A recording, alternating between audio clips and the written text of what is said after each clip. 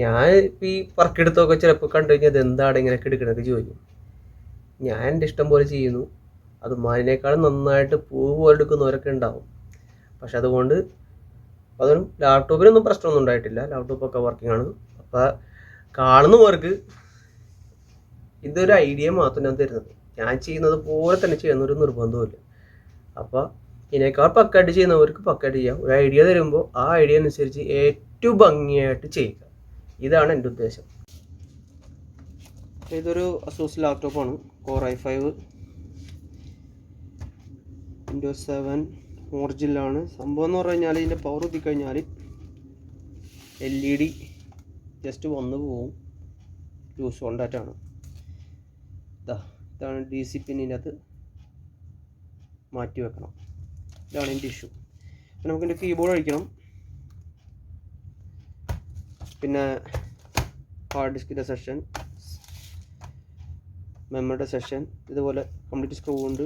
ഇതിൻ്റെ side screw ഉണ്ട്. ഇതൊക്കെ അഴിച്ച് അതിന് ശേഷം ഇത് കഴിക്കുക. ഇതിൻ്റെ അടിയിൽ സ്ക്രൂ ഉണ്ട്. അപ്പോൾ ഘട്ടഘട്ടമായിട്ട് നമുക്ക് നോക്കാം. ഓക്കെ,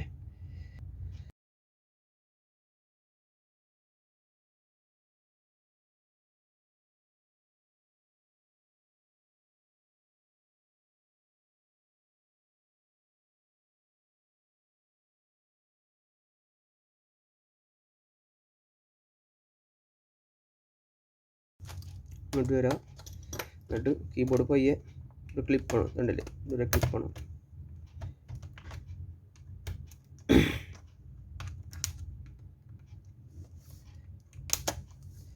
എടുത്താൽ പയ്യെ എടുക്കുക. കേബിൾ ഉണ്ടാവും, അതുകൊണ്ട് പതുക്കെ എടുക്കുക.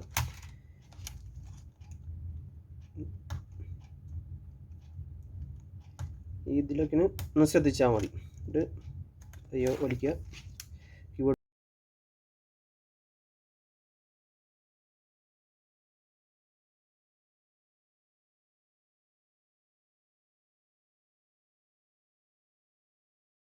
ഇനി ഇത് നമുക്ക് ഓപ്പൺ ചെയ്യാം.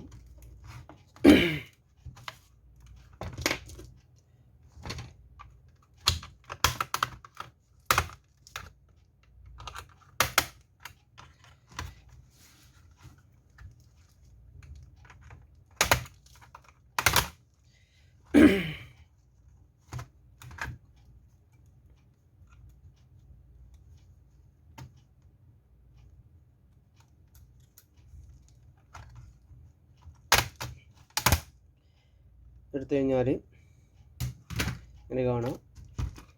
Fan, CMOS battery, power switch, പിന്നെ പ്രോസറും കാര്യങ്ങളൊക്കെ അടിയിലാണ്. ഓക്കെ, ഇതിൻ്റെ പ്രോസർ ഡെഡിക്കേറ്റഡ് PG ഉണ്ടെന്ന് തോന്നുന്നുണ്ട്. അതിൻ്റെ ഒരു സംഭവം കാണുന്നുണ്ട്. ഓക്കെ, അപ്പം ഇനി നമുക്ക് LCD സ്റ്റാൻഡ് ഹിഞ്ച് എന്ന് പറയുന്നത് അഴിക്കണം. ഇത് അഴിച്ചാൽ സംഭവം അഴിക്കാൻ പറ്റുള്ളൂ. ഇവിടെയാണ് നമുക്ക് DC പിന്നുള്ളത്. ഈ രണ്ട് സ്ക്രൂ അഴിച്ചു കഴിഞ്ഞാൽ നിങ്ങൾ ഇത് കംപ്ലീറ്റ് അഴിച്ചോളൂ കേട്ടോ. ഇത് കുഴപ്പമില്ല, ഇങ്ങനെ പൊക്കെടുക്കാൻ കുഴപ്പമില്ല. നിങ്ങളതുപോലെ ചെയ്യണ്ട. കംപ്ലീറ്റ് ഇവിടെ രണ്ട് സ്ക്രൂ ഉണ്ട്, എടുത്തിട്ട് ഇട്ടാൽ മതി. അപ്പോൾ ഇതാണ് നമുക്ക് മാറ്റേണ്ടത്. പിന്നെ ഇതിൻ്റെ പ്രശ്നം കൊണ്ടാണ് ലൂസ് കോണ്ടാക്റ്റ് വരുന്നത്. ഓക്കെ, ഇത് മെയിനായിട്ട് ഇത് എവിടെയാണ് പ്രശ്നം വരിക. നമുക്കിത് എടുത്തും കേട്ട് വേറെ വെക്കണം, ഇത് വെക്കണം.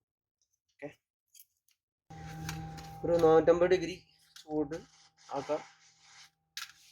എയർ കുറച്ച് കുറക്കണം.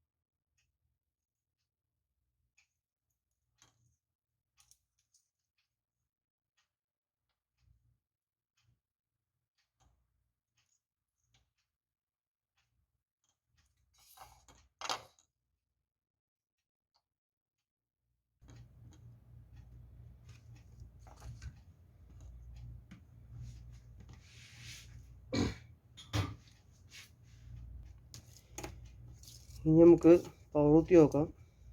പിന്നെ ഞാൻ ഈ വെച്ചേക്കണ പോലെ ഒന്നും ആരും വെച്ചിങ്ങായിട്ട് പവർ കുത്തി നോക്കരുത്. കറക്റ്റ് സ്ക്രൂ ഒക്കെ ചെയ്തിട്ട് വെക്കുക. ഐഡിയ ഇല്ലാത്തവരാണ്. ഐഡിയ ഉള്ളവർക്കൊന്നും കുഴപ്പമില്ല കേട്ടോ. പവർ കുത്തിക്കഴിഞ്ഞാൽ ലൈറ്റ് വരണം.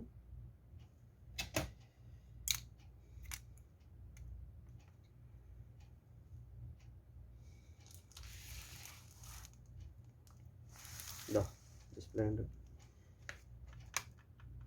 അപ്പോൾ ഞാൻ ഒരു സ്ക്രൂ ചെയ്തിട്ടില്ല കേട്ടോ. അപ്പോൾ ലൂസൊന്നുമില്ല. ഓക്കെ, ഡേഞ്ചറാണ് ഇങ്ങനെ കാണിക്കുന്നത്, എന്നാലും ഓക്കെ.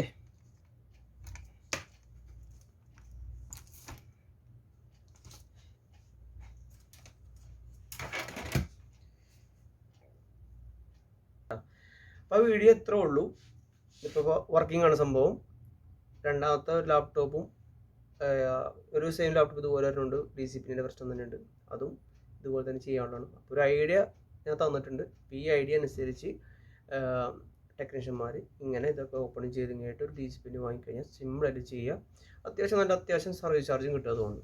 ഓക്കെ, ഈ വീഡിയോ എത്ര ഉള്ളൂ. ലൈക്ക് ചെയ്യാൻ മറക്കരുത്. വീഡിയോ ഇഷ്ടപ്പെട്ടാലും ലൈക്ക് ചെയ്യാനും ഷെയർ ചെയ്യാനും സബ്സ്ക്രൈബ് ചെയ്യാനും മറക്കരുത്. Okay, thank you, by.